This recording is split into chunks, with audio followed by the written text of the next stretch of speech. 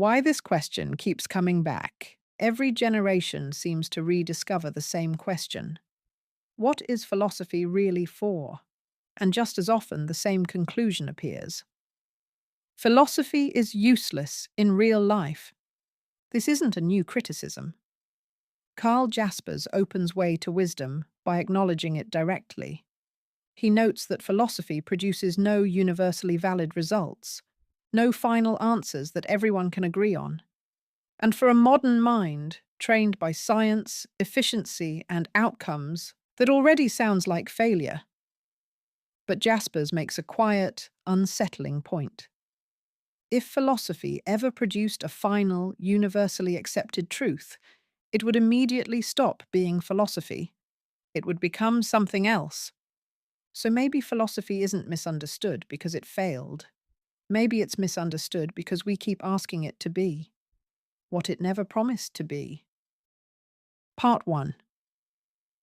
The first misconception. Philosophy should give answers. One of the deepest misconceptions about philosophy is the belief that it exists to deliver answers. Pierre Hadot, in Philosophy as a Way of Life, explains that this expectation is a modern mistake. For most of ancient history, philosophy was not a theory factory. It was a way of forming a human being. Stoics, Epicureans, skeptics. They didn't gather to debate abstract truths. They practiced exercises meant to change how one perceives reality, how one relates to fear, how one endures uncertainty. Philosophy, in this sense, was closer to training than to explanation. Modern readers often open philosophical texts asking, "What is the correct position?" Ancient philosophers asked something else. What kind of person does this way of thinking produce? When we judge philosophy by answers alone, we are already judging it by the wrong standard. Part 2. Why philosophy feels useless to modern life. Karl Jaspers gives us a crucial insight here. He argues that philosophy does not grow through accumulation, the way science does. We don't progress beyond Plato in the same way we progress beyond ancient medicine. Why? Because philosophy does not deal with objects, it deals with existence as a whole. It returns again and again to the same fundamental questions.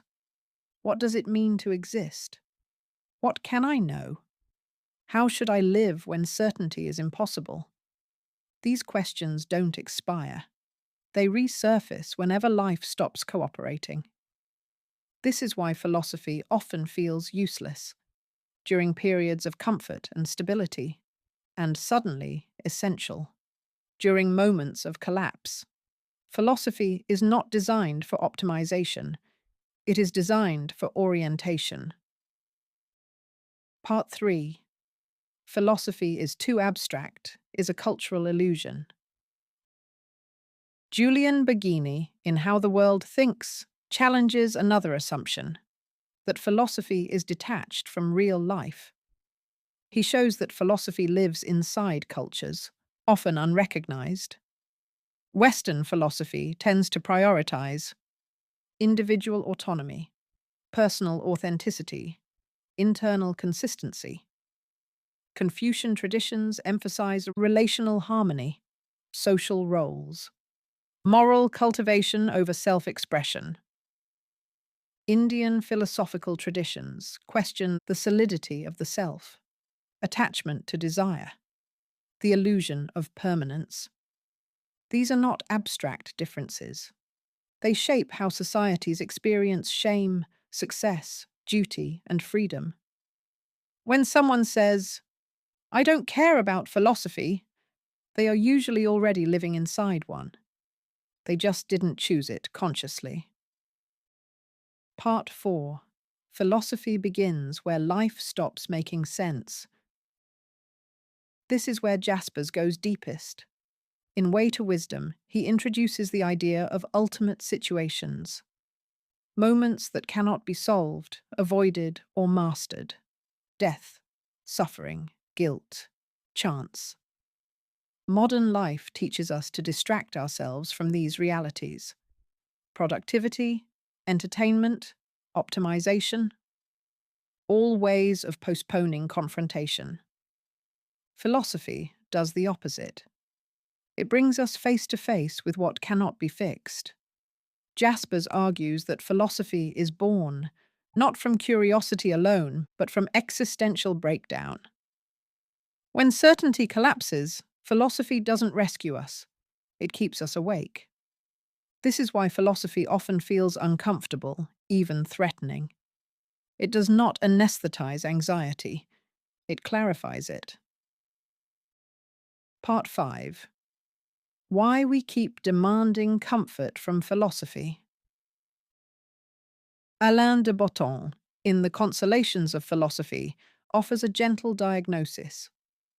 Modern people secretly want philosophy to function like therapy, religion, or motivation, but without admitting that desire.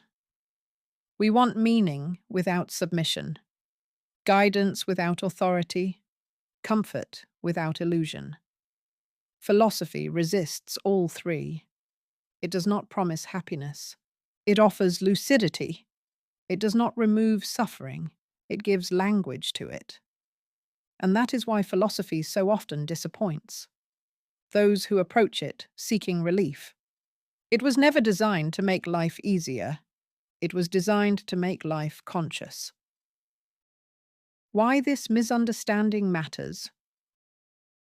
So when people search, is philosophy useless in real life? They are often asking something else. Why didn't philosophy protect me from uncertainty? And philosophy answers quietly. Because certainty was never the goal. Philosophy is not a solution. It is a companion. And in a world obsessed with answers, that may be precisely why it remains misunderstood and necessary. Thanks for being here. Let's keep learning together. Follow Quiet Arcadia for the next one.